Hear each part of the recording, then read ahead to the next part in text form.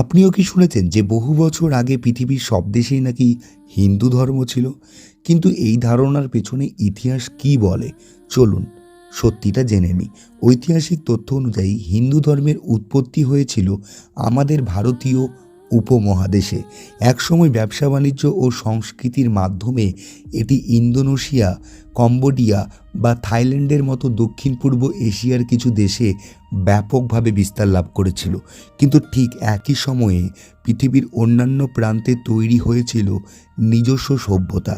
মিশরে প্রাচীন মিশরীয় ধর্ম, গ্রিস ও রোমে পৌরাণিক দেবতা পূজা, আর চীনে তাওবাদ ও কনফুসিয়া মতবাদ রাজত্ব করছিল। আফ্রিকা বা আমেরিকার আদিবাসীদেরও ছিল সম্পূর্ণ আলাদা বিশ্বাস।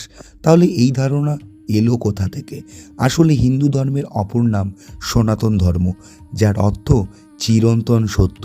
দার্শনিক দিক থেকে প্রকৃতি ও জীবনের মূল নীতিগুলো পুরো বিশ্ব ব্রহ্মাণ্ডের জন্যই এক, কিন্তু প্রাতিষ্ঠানিক ধর্ম হিসাবে এটি পৃথিবীর সব দেশের ধর্ম কখনোই ছিল না।